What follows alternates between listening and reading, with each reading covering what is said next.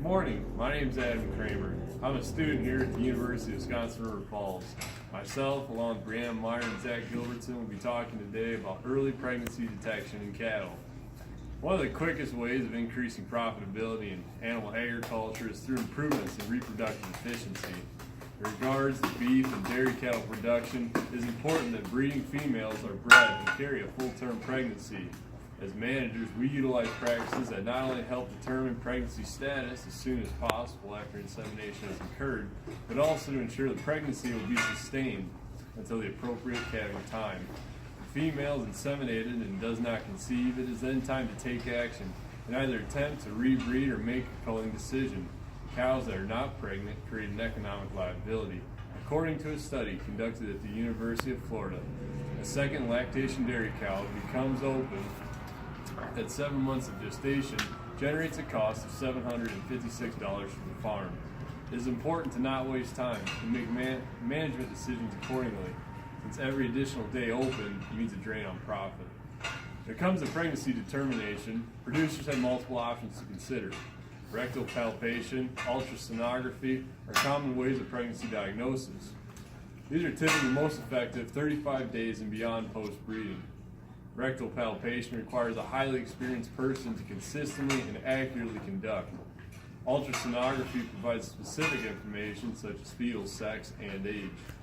Both methods are relatively invasive, and in the case of ultrasonography, the necessary investment in equipment is quite significant. Using milk or blood samples is extremely economical, reliable, and efficient. For example, the DG29 blood pregnancy test offered by AgSource Laboratories is 98% accurate at establishing whether or not a female bovine is pregnant or not. A kit with all the necessary materials for completing a blood sample is available through AgSource for only $3.50. The properly labeled sample is then sent off to the lab, and only two business days later, a result is obtained. And that result is sent to the farmer with information regarding the pregnancy status of the tested bovine.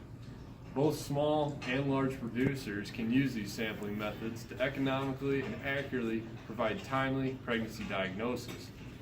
Collecting a blood or milk sample does not require a veterinarian visit. This not only creates savings, but also provides flexibility. Milk samples may be taken at the same time herd lactation production testing occurs. Taking blood samples from a heifer is a great time to obtain blood for genomic testing as well. Farm managers can successfully collect samples on their own as long as they follow safe procedures and keep accurate records.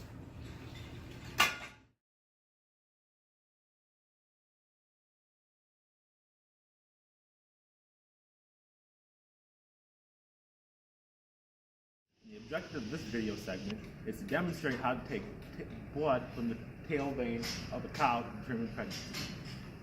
To do this method, you will obviously need a double-sided needle and a hub, usually provided by the pregnancy company, along with your vacuum tube, gloves, paper towels, and a pen or Sharpie to label your test tube.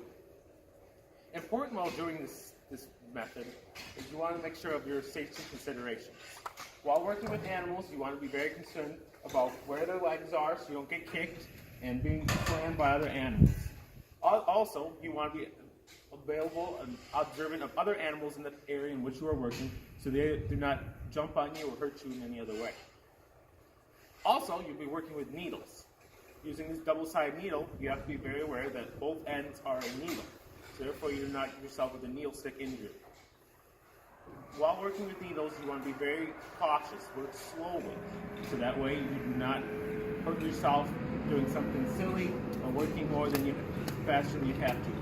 Make sure your animal is restrained properly and seek help if necessary. If you do happen to hurt yourself by putting your needle stick, make sure you immediately stop what you're doing, wash the area with soap and water, and inform others and seek medical attention if necessary. The first thing you want to do is make sure you identify the animal that you want to be taking a blood sample from. Once you have the animal strain, you want to make sure that your test tube is labeled properly with the animal's identification and the operation in which you were taking it from. Most of this information will vary depending on the company in which the blood sample is being shipped to, as they prefer a certain different way to have the labeled in order to keep all their information simple and accurate for their understanding and export to your knowledge. So, next thing you want to do, once you have your test tube labeled and your cow identified, is you want to lift the tail of the cow. Okay, once your cow is lifted, you want to get a paper towel and you want to wipe some of the manure off of the tail area, so that way that it's clean. You get a needle is better into the skin, so you have a cleaner and more accurate sample. So Adam, come in here and wipe some of that manure off of there. Make sure she's good and clean. That looks great. Okay, can you take this rest of my materials here for now, and we can move on. Okay, so you want to come in closer, and I can give you a better demonstration. In the middle of the tail here, you can see there's kind of this groove here, and there's this. You can feel there's bones in here.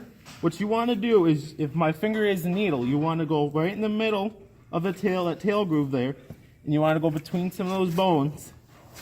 So you're not getting bones. You want to make sure that you're going at a 90-degree angle to the tail. You don't want to go off to one side or the other, coming up, or coming down. You want to go directly in. Okay? So then, you want to prepare your hub and needle. So you take off the one in there, and that will screw directly into your hub. So then, you want to take your test tube and have it ready inside your hub. You don't want to puncture the seal on the vacuum tube, because there is a vacuum in here, and you want to utilize that vacuum to help draw the blood from the cow as much as possible. Give you that. Okay.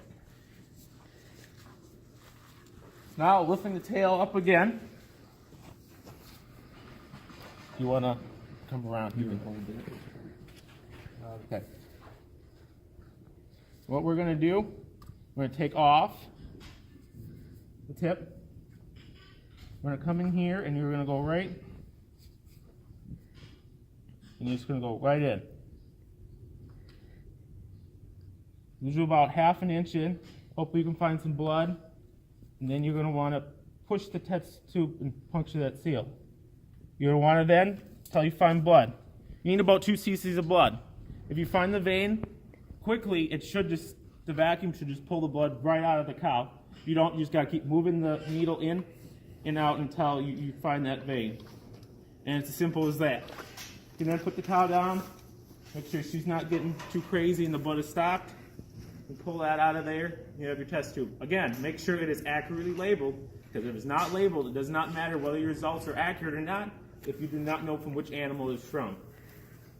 You don't want to make sure that you dispose of your needle after each individual cow to prevent disease from spreading from one cow to the next, as well as cross-contamination of pregnancy tests. If you're going from a pregnant cow to an open cow, you can then not have very good results. You then want to make sure and submit this blood sample into the company to get your results. Double check to make sure we have our tube labeled properly with the correct cow identification number.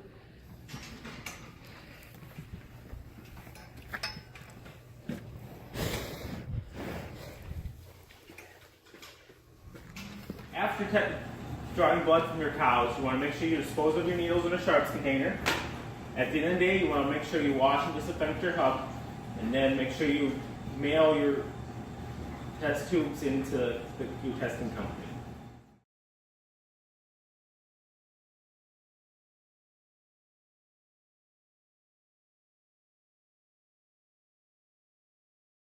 Brianne Meyer, and I'm going to talk about what goes on in the lab.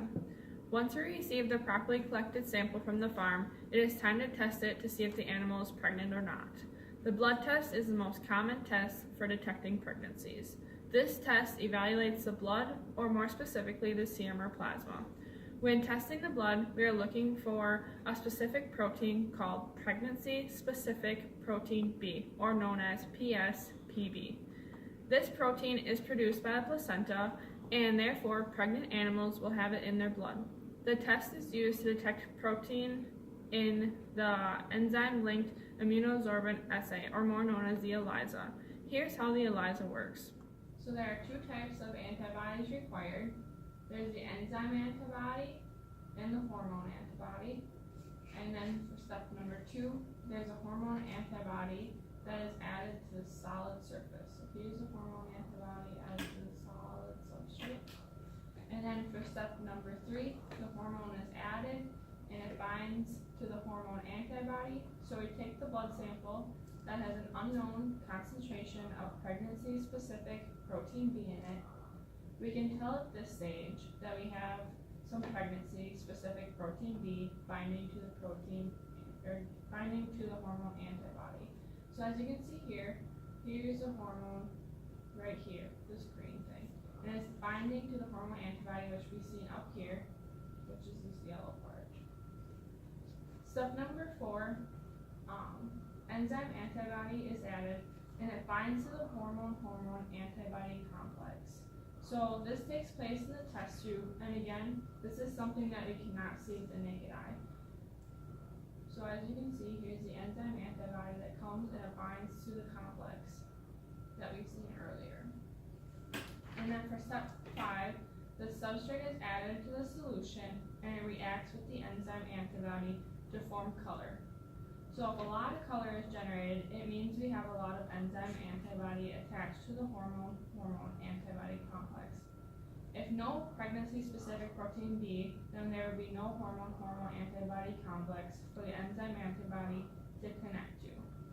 So this is how we tell if the animal is pregnant or not. We're going to add this substrate, then the substrate will react with the whole entire complex, and then that gives us our reaction. So therefore the reaction is the part that gives us the color, and that's how we can see if the animal is pregnant or not.